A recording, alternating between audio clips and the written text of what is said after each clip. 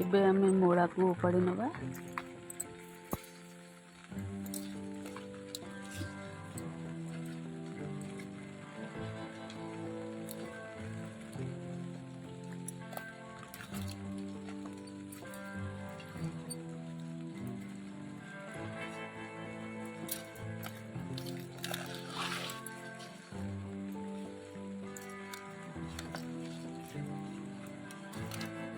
ଏତକ ମୂଳା ଗୋଟେ ରେସିପି ବନିବ। ଏବେ ମୂଳା ସବୁ ଧୋଇକି ନେଇ ଆସିଲି, ଏବେ କାଟି ନେବା।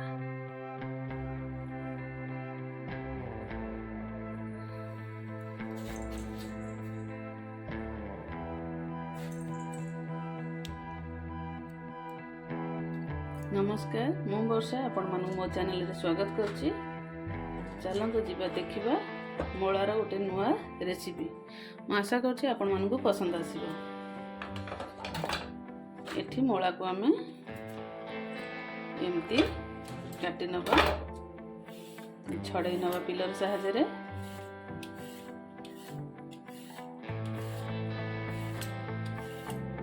ଏମିତିରେ ତ ଆମେ ମୂଳାକୁ ଖାଇଥାଉ, ମୂଳା ଶାଗକୁ ସବୁ ଫୋପାଡ଼ି ଦେଉ, କିନ୍ତୁ ଆଜି ଆମେ ବନେଇବା ମୂଳା ଶାଗରେ ରେସିପି।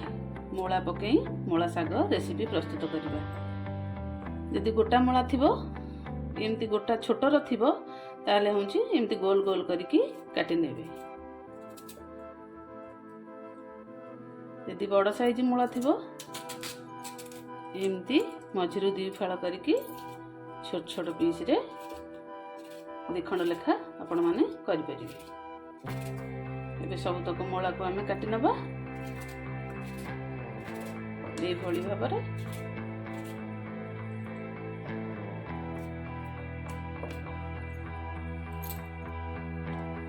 ଏବେ ଗୋଟେ ପ୍ଲେଟକୁ ରଖିବା।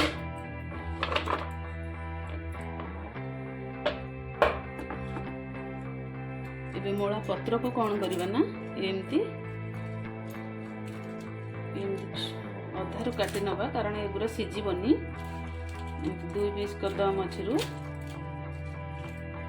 ହାତରେ ଏମିତି ଧରିବା, ପୁରା ଗୁଣ୍ଡ ଗୁଣ୍ଡ କରିନେବା। ଯେତେ ଗୁଣ୍ଡ କରିବା ଆମର ଶାଗଟା ଭଲ ଭାବରେ ସିଝିଯିବ।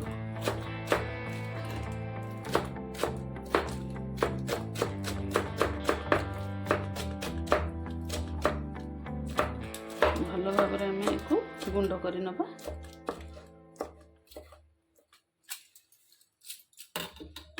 ଏବେ ପ୍ଲେଟକୁ ରଖିନେବା।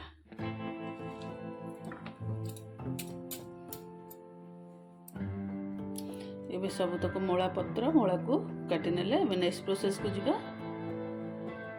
ଏଠି ଗୋଟେ ଟମାଟୋକୁ ମୁଁ କାଟିକି ରଖି ନେଇଛି ଛୋଟ ଛୋଟ ପିସ୍ କରିକି।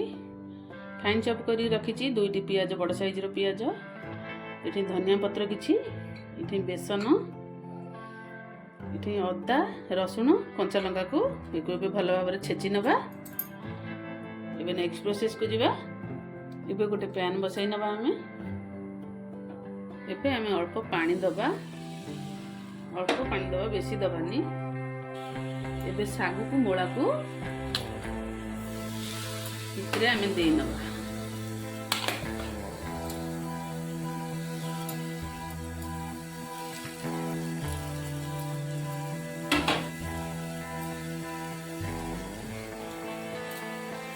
ଏମିତିରେ ତ ଶାଗରୁ ପାଣି ବାହାରିବ, କିନ୍ତୁ ଆମେ ବେଶୀ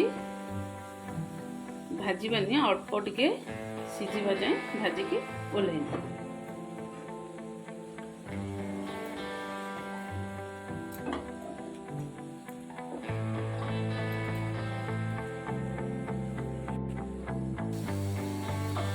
ମୂଳା ଶାଗ ଆମର ହାଲକା ସିଝିଗଲା। ଏବେ ସାଇଡ୍କି ରଖିନେବା। ଏବେ ଆଉ ଗୋଟେ ପ୍ୟାନ୍ ବସାଇ ନେବା। ଏବେ ଆମେ ଏଠି ସୋରିଷ ତେଲ ଦେବା, କାରଣ ମୂଳା ଶାଗରେ ଆମେ ସୋରିଷ ତେଲ ଦେଲେ ମୂଳା ଶାଗ ଯେଉଁ ବହୁତ ଟେଷ୍ଟ ଲାଗିବ। ଯେମିତି ହେଲେ ବି ଆପଣମାନେ ସୋରିଷ ତେଲ ଦେବେ। ଏବେ ଆମେ ପଞ୍ଚୁଫୁଟଣ ଦେବା। ପିଆଜ ଦେବା।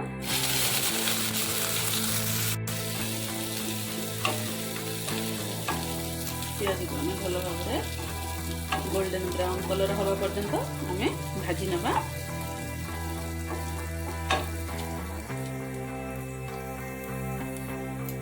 ପିଆଜ ଆମର ଗୋଲ୍ଡେନ୍ ବ୍ରାଉନ୍ କଲର୍ ହେଇ ଆସିଲାଣି। এই ଷ୍ଟେଜ୍ରେ ଆମେ ଅଦା, ରସୁଣ, କଞ୍ଚା ଲଙ୍କା ଛେଚାକୁ ଆଡ଼୍ କରିବା। ଭଲ ଭାବରେ ଗୁଳେଇ ନେବା।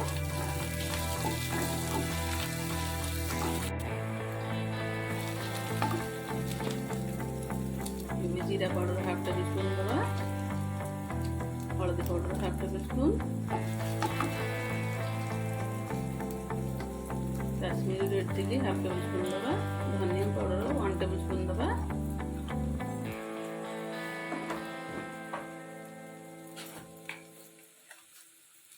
ये स्वाद अनुजाई आम ये लुण ऐड करवा।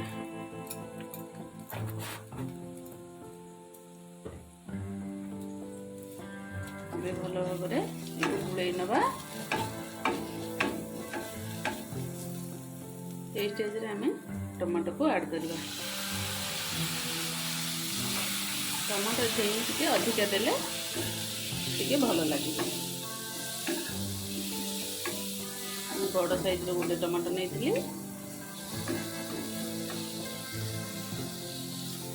बेसन मुठे 2 बड़ चामच नहीं। आपण मैंने थरे भी एमती बेसन देकी एमती मूला शाग भाजतु। देखिए केते टेस्ट लगे। शाग मूला को देखिए आपण मैंने बेसन ने मुठे मूला 4टी नहीं देखिए मु बेसन नहीं भल भाव आम बेसन दी मसला साथ भल भाव भाजी नब। भाजी नेले कौन हम ना आमर बेसन जो कंचा स्मेलटा रही।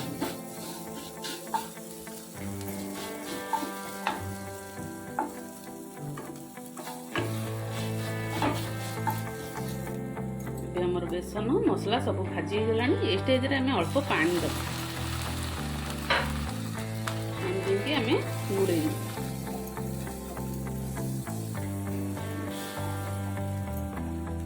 गैस फ्लेम को हमें मीडियम रे रखिबा।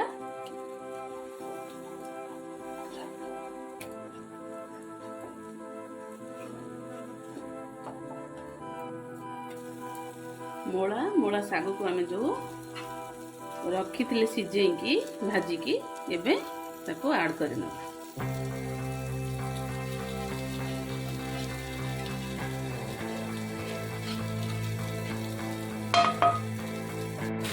भल भाव गुड़े नवा।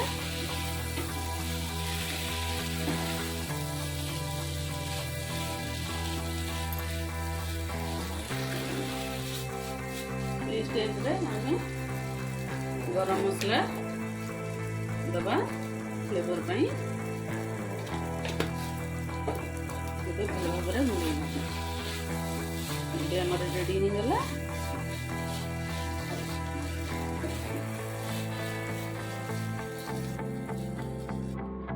एबे गोटे प्लेट को काढ़ी नवा। आपण माने घरे एमती बनातु। मूला पत्र को एमती करंतु। छोट ठू बड़ जाए समस्ते खाइबा को भल पाइबे। रेसिपी जदि आपण मानक पसंद आस्ता है लाइक शेयर करने भूलिबेनी। जदि चैनल रे नुआ अछंती तेबे सब्सक्राइब करनेबे। जदि फेसबुक पेज रे देखुथिबे फॉलो तो निश्चिंत करिवे। रहुची नमस्कार। जय जगन्नाथ। पुणी देखा हबो नेक्स्ट वीडियो रे। सेतबेल पई विदाय नेउची।